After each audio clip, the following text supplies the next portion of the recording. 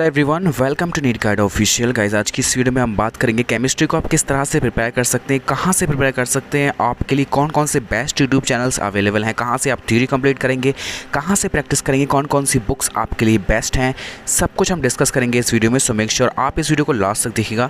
Last video में आप लोगों ने काफ़ी अच्छा रिस्पॉन्स किया था, जिसमें मैंने आपको बताया था कि आपको फिजिक्स किस तरह से पढ़नी है। आज की वीडियो में हम कंप्लीटली बात करने वाले हैं केमिस्ट्री के बारे में। अगर आपने फिजिक्स वाली वीडियो नहीं देखी है तो उसका लिंक मैंने इस वीडियो के डिस्क्रिप्शन में प्रोवाइड कर दिया है, वहाँ से देख सकते हैं।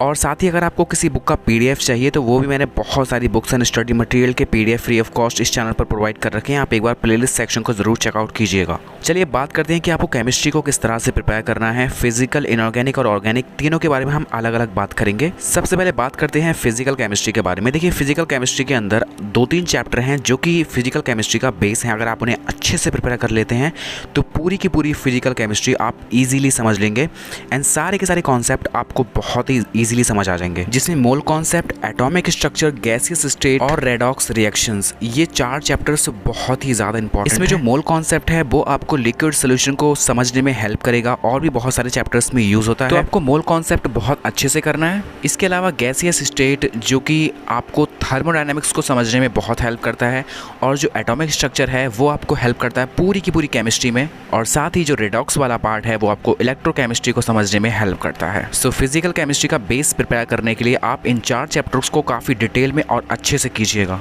साथ ही गाइस, आपको टेंशन लेने की ज़रूरत नहीं है। मैं आपको ये भी बताने वाला हूँ कि आप इन चैप्टर्स को फ्री ऑफ कॉस्ट कहाँ से कंप्लीट कर सकते हैं। बेस्ट यूट्यूब चैनल्स के नाम भी बताने वाला हूँ, सो स्टे ट्यून। अब बात करते हैं ऑर्गेनिक केमिस्ट्री के बारे में कि आपको ऑर्गेनिक केमिस्ट्री कैसे प्रिपेयर करनी है। ऑर्गेनिक केमिस्ट्री के अंदर भी कुछ चैप्टर्स हैं जो कि ऑर्गेनिक का बेस प्रिपेयर करते हैं, जैसे कि GOC 1, 2 plus isomerism and nomenclature. अगर आपने ये 4 चैप्टर डिटेल में कर लिए, अच्छे से कर लिए, तो उसके बाद जब 12th की NCERT जो कि आपको एक्चुअल ऑर्गेनिक आपको 12th की NCERT में मिलती है, तो आप इजीली 12th की NCERT पढ़ लेंगे। सारी की सारी ऑर्गेनिक आपको इजीली समझ आ जाएगी। बाकी ऑर्गेनिक केमिस्ट्री के लास्ट में आपको कुछ चैप्टर मिल जाते हैं, जैसे कि biomolecule, polymer, chemistry in everyday life. ये कुछ चैप्टर्स ऐसे हैं, और इन्वायरमेंटल केमिस्ट्री भी इसमें शामिल है। तो इन चैप्टर्स के थ्रू आप बहुत ही ईजिली स्कोर कर सकते हैं। बिल्कुल भी डिफ़िकल्ट क्वेश्चन एग्जाम में नहीं आता है। आप अगर NCERT को भी पढ़ लेंगे तो भी सफिशिएंट होगा। तो आप इन चैप्टर्स को ज़रूर से प्रिपेयर कीजिएगा, बिल्कुल भी मत छोड़िएगा। सो गाइस, इस तरह से आपको ऑर्गेनिक केमिस्ट्री को प्रिपेयर करना है। ऑर्गेनिक केमिस्ट्री में एक चीज़ बहुत इंपॉर्टेंट है, आपको NCERT बिल्कुल भी इग्नोर नहीं करनी है। फिजिकल केमिस्ट्री में कुछ चैप्टर्स ऐसे हैं जहाँ पर आपको NCERT पढ़ना मैंडेटरी है, जैसे कि गैसियस स्टेट, सरफेस केमिस्ट्री वगैरह। बाकी चैप्टर्स में फिजिकल केमिस्ट्री में आप सिर्फ इन टेक्स्ट क्वेश्चन ही कर सकते हैं, वही आपके लिए सफिशिएंट होगा। लेकिन अगर मैं बात करूं ऑर्गेनिक केमिस्ट्री के NCERT की, तो आपको ऑर्गेनिक केमिस्ट्री के NCERT में एक भी चैप्टर मिस नहीं करना है। सारे चैप्टर्स आपको NCERT से पढ़ने हैं और लगातार आपको उन्हें रिवाइज भी करते रहना है। तो इस तरह से आपको अपनी ऑर्गेनिक केमिस्ट्री को प्रिपेयर करना है। अब बात करते हैं इनऑर्गेनिक केमिस्ट्री के बारे में कि आपको इनऑर्गेनिक केमिस्ट्री कैसे प्रिपेयर करनी है। गाइस, इनऑर्गेनिक केमिस्ट्री में भी ऑर्गेनिक और फिजिकल की तरह कुछ बेसिक चैप्टर्स हैं जो कि आपको इनऑर्गेनिक केमिस्ट्री को समझने में आसान बनाते हैं। उसमें periodic table, chemical bonding and coordination compound आते हैं। साथ ही अगर आपने एटॉमिक स्ट्रक्चर को अच्छे से पढ़ा है, डिटेल में पढ़ा है, तो वो आपको इनऑर्गेनिक केमिस्ट्री में भी काफ़ी हेल्प करेगा। जो periodic table and chemical bonding है वो आपको P ब्लॉक को समझने में बहुत हेल्प करेगी, और जो कोऑर्डिनेशन कंपाउंड है वो आपको D ब्लॉक को समझने में बहुत हेल्प करेगा। इनऑर्गेनिक केमिस्ट्री में एक मेरी आपको एडवाइस रहेगी कि आप पीरियोडिक टेबल को अच्छे से मेमोराइज़ कर लीजिए। एक एक वर्ड की पोजीशन अपने दिमाग में फिक्स कर लीजिए। उसके लिए सिंपल सा मेथड है कि आप एक अच्छी सी एक पीरियोडिक टेबल को परचेज़ कर लीजिए। किसी भी शॉप से आप परचेज़ कर सकते हैं, या अगर आप परचेज़ नहीं करना चाहते हैं तो एक चार्ट पेपर पर एक पीरियोडिक टेबल बना करके अपने रूम में चिपका लीजिए, जहाँ पर भी आप पढ़ाई करते हैं। और आप जब भी इनऑर्गेनिक केमिस्ट्री को पढ़ेंगे तो आप उस पीरियोडिक टेबल को रेफ़र करेंगे, और दिन भर में जितनी बार आपकी उस पीरियोडिक टेबल पर नज़र पड़ेगी वो पीरियोडिक टेबल आपके दिमाग में छपती चली जाएगी। और पीरियोडिक टेबल इनऑर्गेनिक केमिस्ट्री की जान है।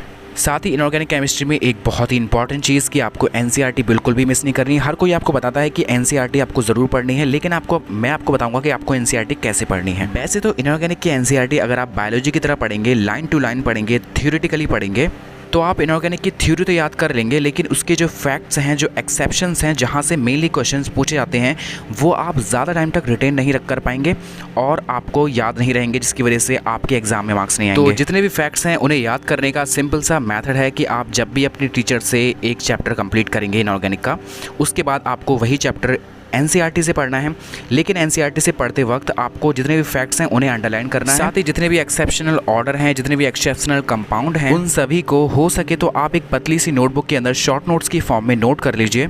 ये आपको बहुत ज़्यादा हेल्प करेगा किसी भी टेस्ट से पहले प्रिपेयर करने के लिए, बिकॉज अगर आप दोबारा से वही चैप्टर पढ़ने लग जाएंगे लाइन टू लाइन एनसीईआरटी से, तो आपको टाइम बहुत कंज्यूम करना पड़ेगा। और इन शॉर्ट नोट्स की हेल्प से आप एग्जाम से एक दिन पहले बहुत ईजिली अपने सारे के सारे सिलेबस को रिवाइज कर पाएंगे। सो ये तो हो गया कि आपको इनऑर्गेनिक, ऑर्गेनिक और फिजिकल किस तरह से पढ़नी है। अब मैं आपको बता दूं कि आपको कौन कौन सी बुक्स को फॉलो करना चाहिए। सबसे पहले बात करते हैं इनऑर्गेनिक केमिस्ट्री के बारे में कि इनऑर्गेनिक केमिस्ट्री के लिए क्वेश्चन प्रैक्टिस करने के लिए आपको कहां से करना चाहिए। देखिए, क्वेश्चन प्रैक्टिस करने के लिए जनरली आपके पास दो ऑप्शन अवेलेबल है, या तो आप किसी कोचिंग का स्टडी मटेरियल करें या फिर आप एक रेफरेंस बुक लें जिसके अंदर से क्वेश्चन प्रैक्टिस करें। ये मैं आपको लास्ट में बताऊंगा कि आपको स्टडी मटेरियल के थ्रू जाना चाहिए या फिर बुक्स के थ्रू जाना चाहिए। फिलहाल हम बात करते हैं कि आपको इनऑर्गेनिक केमिस्ट्री के लिए कौन सी बुक को फॉलो करना चाहिए। इनऑर्गेनिक केमिस्ट्री के लिए एक बुक आती है जिसका नाम है बीके जायसवाल। ये काफ़ी पॉपुलर बुक है फॉर क्वेश्चन प्रैक्टिस, आप इसे फॉलो कर सकते हैं। साथ ही एक और बुक आती है जो पर्सनली मुझे काफ़ी अच्छी लगती है, एनसीईआरटी निचोड़ केमिस्ट्री क्वेश्चन बैंक। इस बुक की खास बात यह है कि इसके अंदर आपको एनसीईआरटी बेस्ड क्वेश्चन मिलेंगे, कम क्वेश्चन मिलेंगे लेकिन क्वालिटी क्वेश्चन मिलेंगे। अगर हो सकेगा तो मैं आपको एनसीईआरटी निचोड़ क्वेश्चन बैंक का एक रिव्यू भी प्रोवाइड कर दूंगा, जिससे आपको पता चल जाएगा कि आपको किस तरह के इसमें क्वेश्चन प्रोवाइड किए गए हैं। चलिए बात करते हैं फिजिकल केमिस्ट्री के बारे में। फिजिकल केमिस्ट्री के बारे में एक बहुत ही ज़्यादा फेमस बुक है जिसका नाम है नरेंद्र अवस्थी। बहुत सारे टॉपर्स भी इस बुक को फॉलो करते हैं और रिकमेंड भी करते हैं।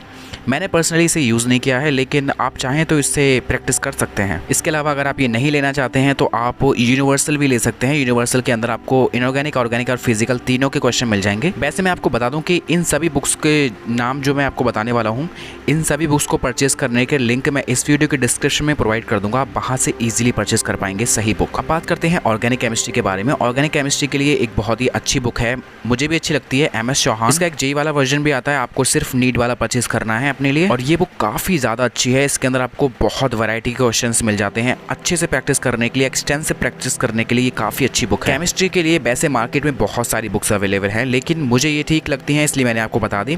लेकिन हो सकता है इससे भी बेहतर बुक्स हों, और अगर मुझे पता चलेगा तो डेफिनेटली मैं आपको उसके बारे में ज़रूर बताऊँगा। अब बात करते हैं कि अगर आपको ये बुक्स परचेज़ नहीं करनी है और अगर आपको मटीरियल परचेज़ करना है तो आप एलन का परचेज़ कर सकते हैं। और परचेज़ करने के लिए आपको कोटा की शॉप के नंबर आपको यूट्यूब पर मिल जाएंगे। कोटा की बहुत सारी शॉप पर स्टडी मटेरियल मिलता है, वो आपको कोरियर भी कर देंगे। चलिए मैं आपको ये काम आसान कर देता हूँ और मैं यहाँ पर आपको काफ़ी सारे नंबर एंड एड्रेस प्रोवाइड कर देता हूँ।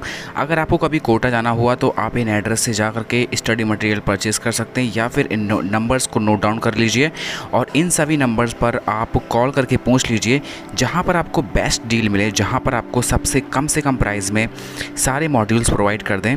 आप वहाँ से ऑर्डर कर सकते हैं सिंपली।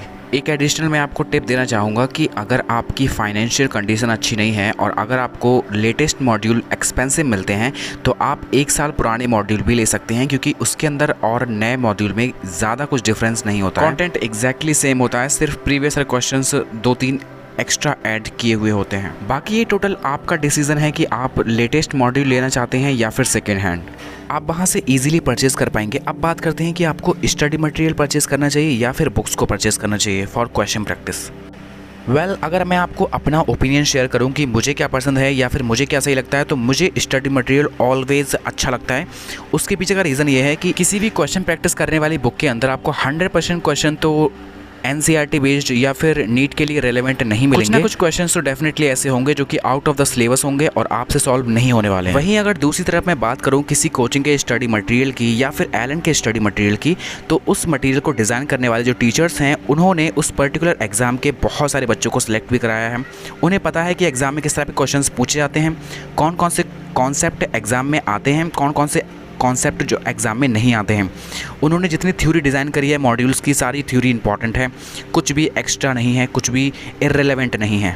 तो मैं आपको एलन के मॉड्यूल ज़रूर रिकमेंड करना चाहूँगा। ये आपकी चॉइस है कि आप मॉड्यूल चुनते हैं या फिर आप बुक्स परचेज़ कर सकते हैं, या आपकी चॉइस है, दोनों ही चीज़ें बेहतर हैं। अब बात करते हैं कि कौन कौन से यूट्यूब चैनल्स ऐसे हैं जहां से आप अपनी केमिस्ट्री की प्रिपरेशन कंप्लीट कर सकते हैं, जहां पर आपको केमिस्ट्री का सारा सिलेबस अच्छे से कंप्लीट कराया गया है, जेन्युइनली कंप्लीट कराया गया है। तो उसके लिए मैंने आपको इस वीडियो के डिस्क्रिप्शन में एक फाइल का लिंक शेयर किया है। उस फाइल के अंदर आपको सारे के सारे लेक्चर्स अरेंज्ड मिल जाएंगे, चैप्टर वाइज मिल जाएंगे, इनफैक्ट आपको बायोलॉजी एंड केमिस्ट्री के भी मिल जाएंगे। तो आप डिस्क्रिप्शन में जाकर के उसे एक्सप्लोर जरूर कीजिएगा। तो अगर आपकी इस वीडियो से थोड़ी भी हेल्प हुई है तो प्लीज़ इस वीडियो को फॉरवर्ड जरूर कीजिएगा अपने दोस्तों में जो कि नीट की प्रिपरेशन कर रहे हैं, और जल्दी से इस चैनल पर 30 के सब्सक्राइबर कंप्लीट करा दीजिए, जिसके बाद आपके लिए एक अमेजिंग सरप्राइज आने वाला है। साथ ही अगर आपको बायोलॉजी के लिए भी ऐसी वीडियो चाहिए तो कमेंट सेक्शन में जरूर बताइएगा, और आपको कौन कौन से टॉपिक पर वीडियो चाहिए मुझे जरूर सजेस्ट कीजिएगा। और इस वीडियो से रिलेटेड जो भी आपका डाउट, क्यूरी या फिर सजेशन है तो कमेंट सेक्शन में जरूर लिखिएगा, मैं सारे कमेंट्स पढ़ता हूँ। So guys, thank you so much for watching, best of luck.